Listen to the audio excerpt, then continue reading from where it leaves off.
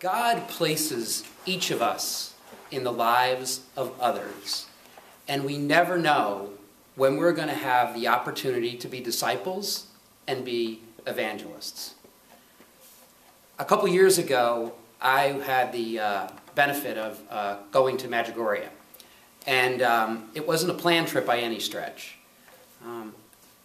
Guys will often wonder at a restaurant, standing there, wives get up, one woman gets up, the next woman gets up, and they all go into the bathroom together, and they're kind of sitting there like, what are they doing in there? I was at a meeting a couple years ago, and the meeting was over. I was with a friend of mine, a colleague.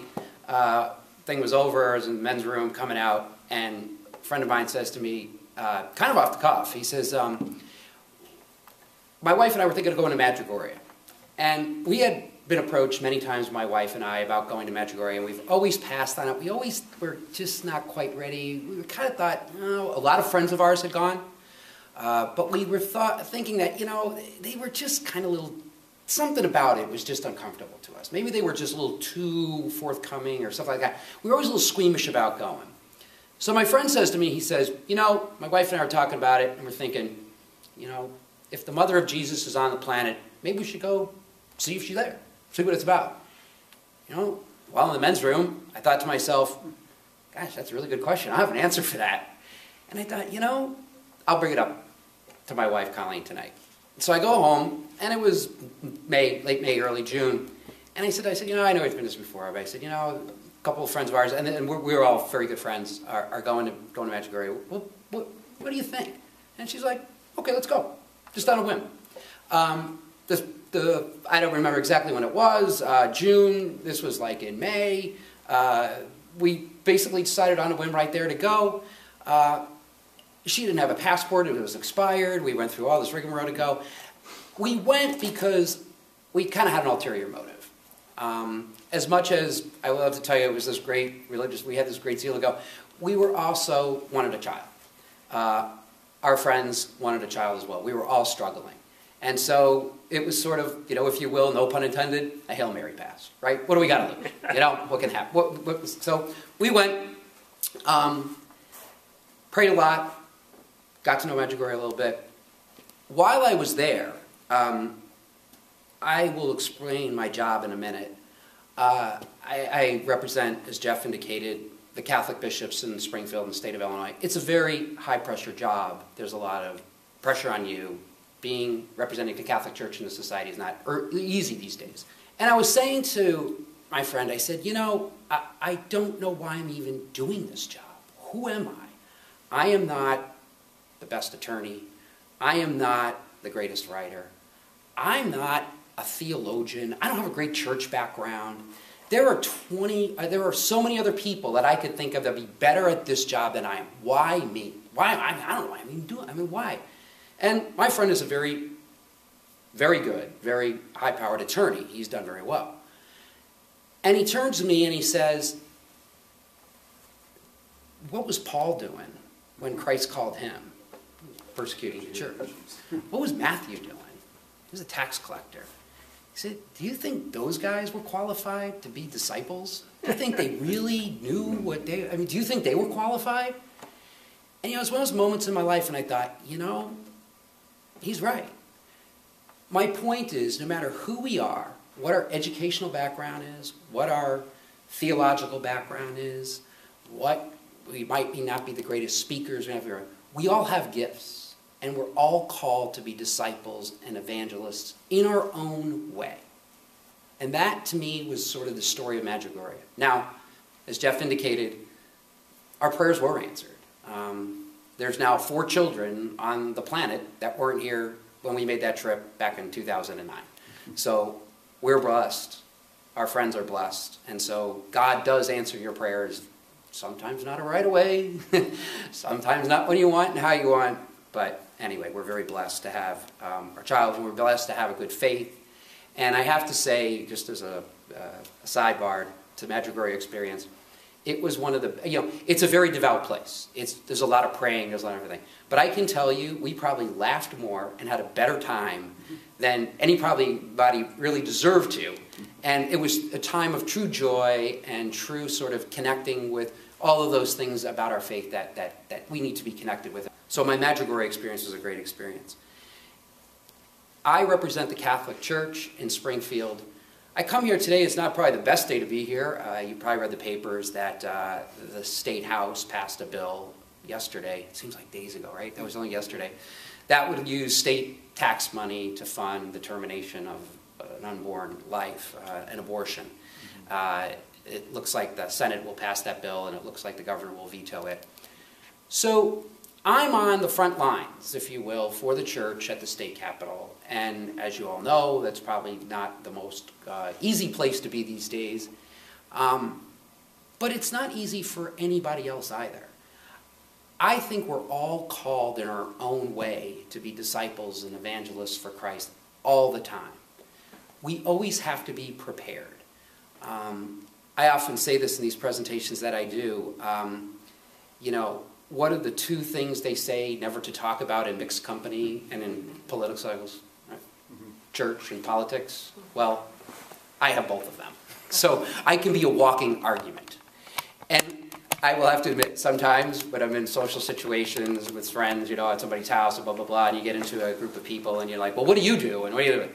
And I've been so tempted to say, you know, I work at Jiffy Lube, I do whatever, I'll make up anything. But, you know, as cute as that is and as tempting as that is, I shouldn't do that. I shouldn't even think of that. I should always answer the questions. I should always answer the call. And we never know when that call is going to be. All of us, in interacting with each other, as I said in my opening statement, are called to be disciples, and we're all called to be evangelists.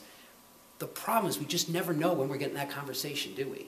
We never know the right words. We never know exactly what to say at the right situation. But I think we all, if we're attuned to it, and if we do some things, we'll be better prepared. And the first thing is the importance of prayer. We have to have a strong prayer life, because in that moment of silence with God, and we're talking to God and asking him questions, right? We're asking him questions. We want this, we want that. We're praying for friends, we're praying for relatives. But I think we get the graces during those moments such that when the call comes, we'll be ready. And that's what I always pray for, is I just want to have the words. I don't always have the words. But I try. Just today, some of the lawmakers that I ran into, one of the lawmakers that voted the wrong way, who we spent a lot of time, energy, and effort trying to persuade to come our way. Unfortunately, that person didn't do so. And I saw the person was walking up to me, I was walking up to them, and I had the answer. And you know what the answer was? I want to talk to you next week about it. Because it was so raw today. I'm glad I had the grace today to be able to say, let's talk about that vote tomorrow, that next week. Because I think if I started it right then, it would have been a bad conversation. So I always pray for just to know the right thing to do. I felt better as I walk away that at least I knew that next week I can sit down and maybe we can have a civil conversation. They'll give me an answer and we can talk about it. Maybe we can develop, you know, maybe we'll be better next time. So the importance of prayer. And that's one of those things that I think we just have to do all the time as Catholics, as Christians. The second thing, I think, our customs and our habits are extremely important. I fear that as a church, we're getting away from that. And I'm talking about things that sometimes we do on a rudimentary basis that I don't, like as kids, maybe you know why we're doing. You know, let's not eat meat on Friday. Let's observe the Sabbath. Things like that, very things. These sort of things that we do together bind us together as Catholics. They bind us together as church. And when people see us doing that and hearing about that, they're asking questions and they want to know why. So forming good customs and habits and following traditions of the church, I think, are extremely important. And my concern is that as we do those things less and less, my fear is the culture becomes more and more secularized. We go away from God. We go away from our faith. And people they drift. And they drift into these secular cultures. They drift into, let's go, as I say, you know, football is the new American religion. You know, how many times, I can't make Mass or I can't do that. A custom and a tradition we should observe on a Sunday. Well, because the Bears kickoff is at 12. Well, it's at 12. You can go to 11. Well, but the kickoff, you know, the pregame's at 11. So you get into this sort of the diminishing of the importance of customs, and tradition. I think it's very important we observe those things. And finally, to conclude, I cite the great biblical scholar Groucho Marx, who said that 85% of life is just showing up. I think a lot of times when we don't show up, guess what? Someone else will. And you've got to show up to at least be there. Building on that, showing up is persistency and never giving up and always coming back and always coming back. So those three things I leave you with: prayer, the importance of customs and habits, and quite frankly, just showing up is what we can do to further, I think, our faith and that sort of thing. These are the things that I try to do. We're all in situations where we have to pray for the words. We have to pray for the grace to know when to say something and when not to say something. And so I think if we do those three things, we will increase our habits and we will do what we're all called to do, which is be better disciples and better evangelists. Thank you. Questions? Sure. Anybody have any questions? Yeah. Two, actually. One, Yeah. To what do you attribute Governor Rauner's change of heart and his willingness to veto House Bill 40, especially given the strong lobby groups who are coming at him from a different direction? And the second question is just about all of us gathered here and Catholic individuals in the state. What advice do you, as a lobbyist for Catholic principles, have for us? What can we do? What specific things can we do when bills like this come up, other issues, that we can try to make a difference at an individual level? First of all, I'll make sure the camera's rolling, because me, Bob Gilligan, I take all the credit. The reason Browner, the governor, came out with that, a couple things. We played a role in that. Cardinal Supich has talked to him, has talked to him on more than one occasion. He listened. The Cardinal's been very good on this issue. He's been very good. He met with many lawmakers, the people that we needed to be talking to. He's talked to the Speaker a couple times about this. He's talked to the Senate President. He's been very good on this issue. So have some of the other bishops as well, who had legislators that were of importance on this issue. All the legislators are important. But when you do something like this, when you do what I do, you know who's going to vote for it, you know who's going to vote for it, and then you're focused on the people in the middle. And so it's always been the people in the middle. So the first answer is we played a role in that. Also, the governor got a lot of pressure from his party, from a lot of members, Republicans. A lot of members have taken a lot of hard votes for the governor. He's been asking them to do a lot for him on behalf of his agenda. And this has been in the press, so I'm not speaking out of turn here. I know this is being recorded. And so a number of them sat down with him and said, look, we need you on this one, Governor. And I think as he's preparing for the 2018 campaign, the third factor goes in here, he's going to have to appeal to his base. The second part of your question, what can you do?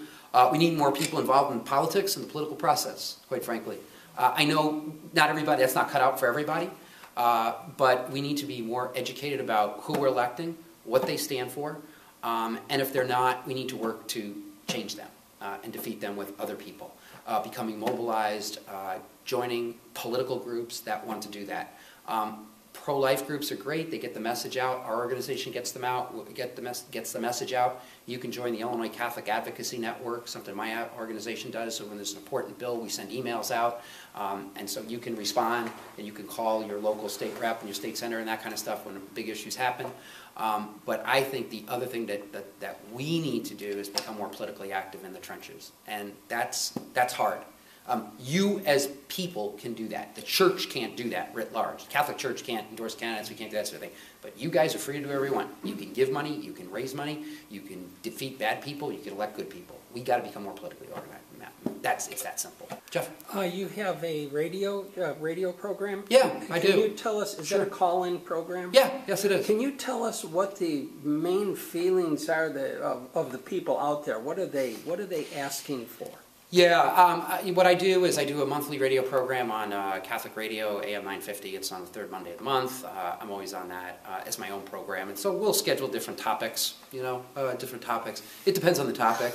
Generally, pro-life issues generate the most intensity. Do you have a sense of Donald Trump's being elected, the actual role that the Catholic vote on the pro-life issue? Was it a factor?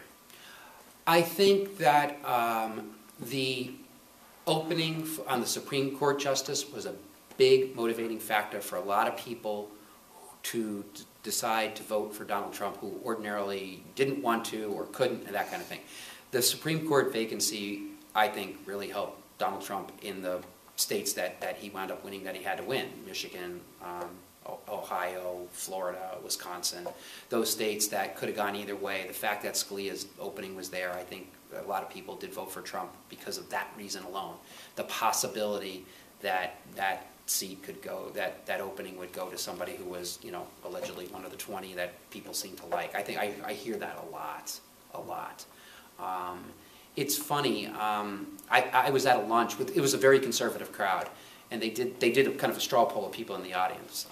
The lunch was with Heritage Foundation people, and it was a small group, and they did that. Who voted for Trump? It was right after the election. Who voted Trump because of repeal and replace Obamacare? Nobody raised their hand.